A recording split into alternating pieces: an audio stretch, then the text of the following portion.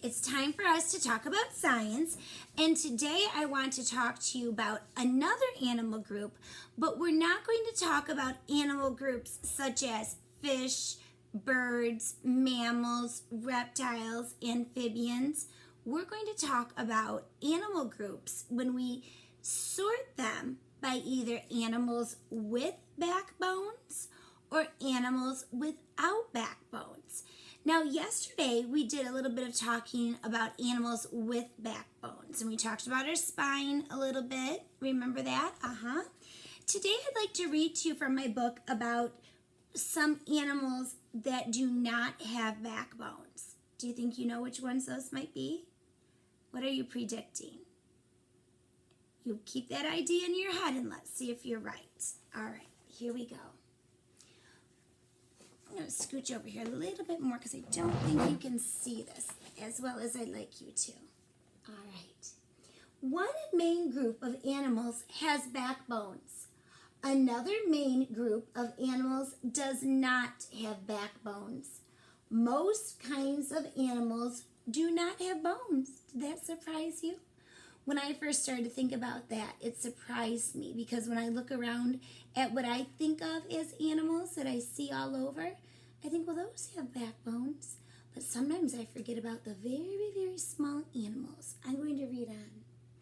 Insects are animals that do not have bones. Insects have 3 body parts. 1, 2, 3 body parts. The body parts are the head, the thorax, and the abdomen. Insects have 6 legs. Antennae help some insects feel, smell, hear, and taste. Did that just surprise you? Did some of you think, but a spider has 8 legs? Could it be an insect then? No, it's in a different animal group. Let's look at the caption over here. This says, some kinds of honeypot ants are adapted to store water and food in their abdomen. Look at that. I'm going to move that up close. That's a type of ant, and look at, my goodness, it is really kind of blown up there. It looks like a balloon attached to that insect there, doesn't it? A diving beetle's legs are adapted for swimming. A diving beetle has many hairs on its legs. The hairy legs help the beetle move through the water. Let's find out a little bit more, but before we do, I want to ask you a question. All right, how does the diving beetle adapt to life in the water? That word adapt is a big one, but it means how is it made so that it can live in that habitat? What does it have that's specially made to be able to get all of its needs there? Do I need to reread? Let's reread. Now that you know our purpose to find out how the diving beetle adapts to live in water, listen for that as I read. A diving beetle's legs are adapted for swimming. A diving beetle has many hairs on its legs. The hairy legs help the beetle move through the water. Did you catch that? What helps the diving beetle live in the water? All right, you want to go ahead and talk to us about that one, Priscilla? Go ahead. Its legs, right. What's specifically on its legs help it to move through the water? Does anyone know that? All right, go ahead. Tell us, Salvatore. The little hairs on its legs help it to move through the water. Very interesting. When I think about animals moving through the water, I usually think about the fins on fish.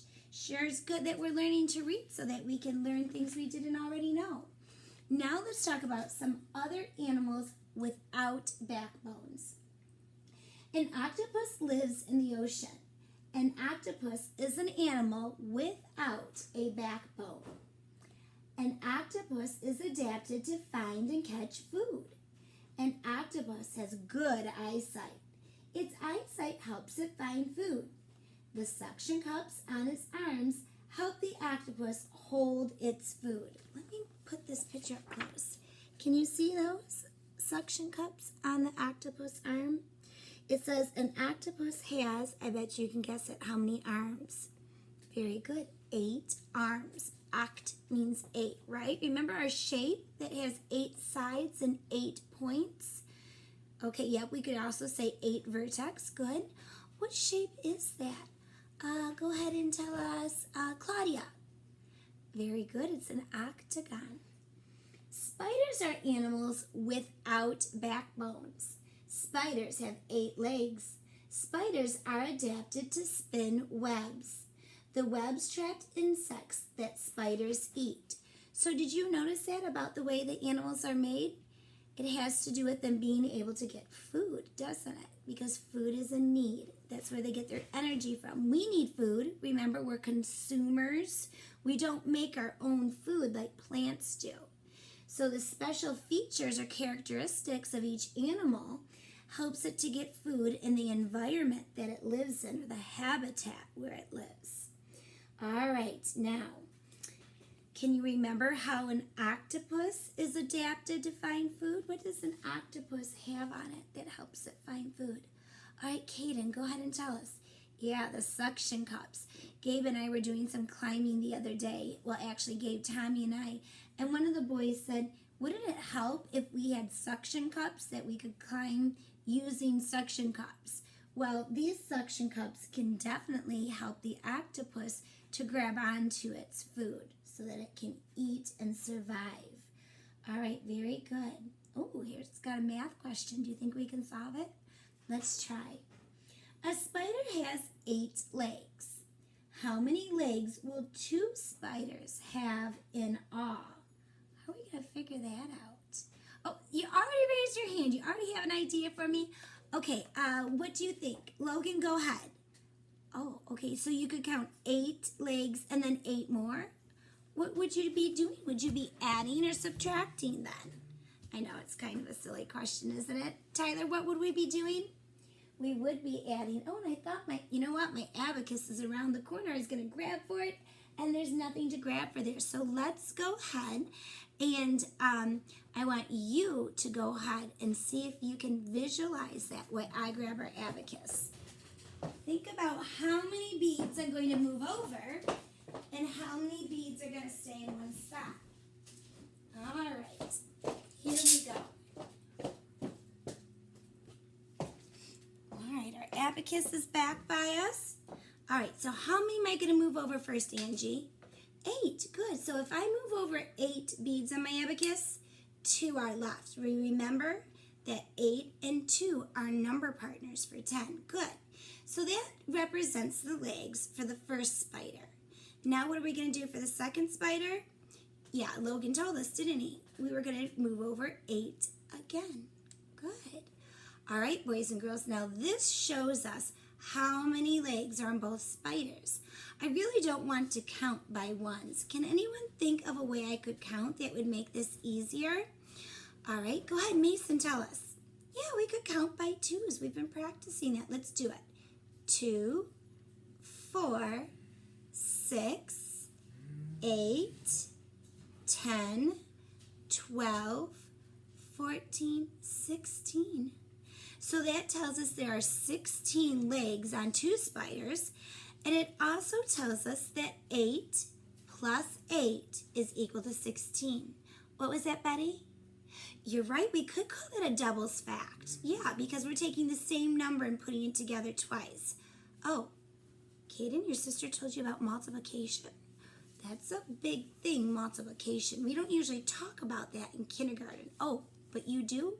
What can you tell us about that? Oh, it's like adding and adding the same number again and again. So what would you call this? Oh, you would call this 8 times 2. 8 2 times. Wow. Boy, I'm glad you're giving us a lot of good hints about what your sister is learning because it's helping us get ready for that too. All right, remember in the beginning, boys and girls, I said, go ahead and predict in your head about what animals do not have backbones. Did any of you think about insects and arachnids? Oh, a lot of you already knew. All right, boys and girls, you probably know because you're smart and you spend a lot of time reading and talking to your families and watching good things on TV, things that help your brain grow smarter and stronger. All right, boys and girls, you keep doing that.